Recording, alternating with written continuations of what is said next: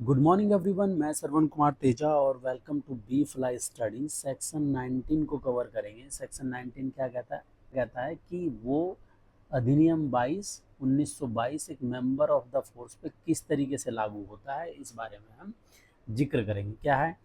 The police incitement to disaffection act 1922 apply to the member of the force in the same manner as it applies to the member of police. वो कह रहा है कि भैया ये जो अधिनियम 1922 है, ये ठीक उसी तरीके से लागू होगा एक फोर्स पर्सनल पे भी जिस तरीके से ये पुलिस पर्सनल पे होता है। अब ये है क्या?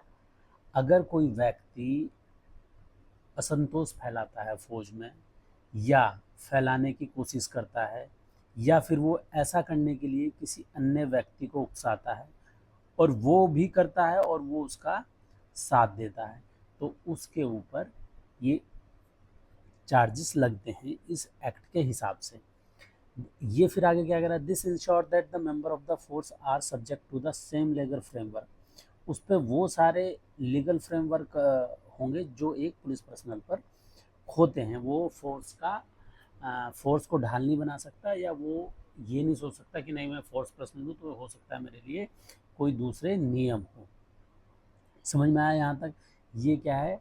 या तो इंसाइटमेंट का मतलब होता है से देना, और डिसअफेक्शन का मतलब होता है असंतोष। अगर वो फोर्स के अंदर असंतोष फैलाता है या विद्रोह करने की कोशिश करता है या फिर अवज्ञा या आज्ञा का पालन नहीं करता या ऐसा करने के लिए दूसरों को भी उकसाता है, तो उस पर ये नियम लागू हो सकता है। इसमें क्या है पेनल्टीज? ये जो पुलिस पर्सनल के लिए स्टेट टू स्टेट ये अलग हो सकती है।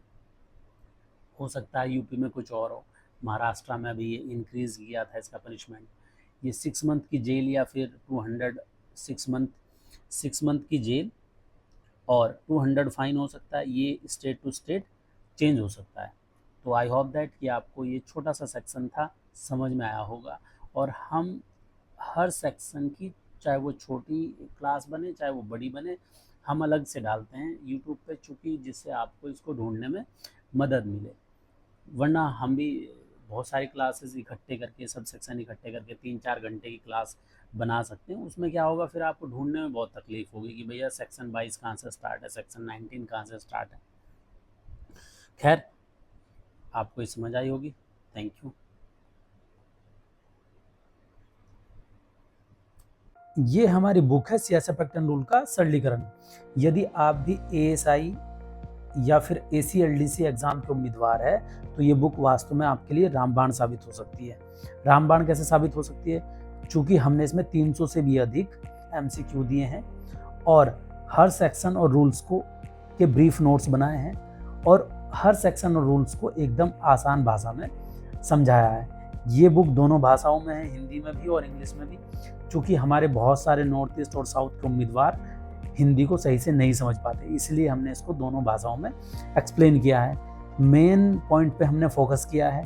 यदि आप इस बुक को ऑर्डर करना चाहते हैं तो आप इस नंबर पे मैसेज करके या फिर हमारी वेबसाइट bflystudy.in पर भी विजिट करके इसको ऑर्डर कर सकते हैं।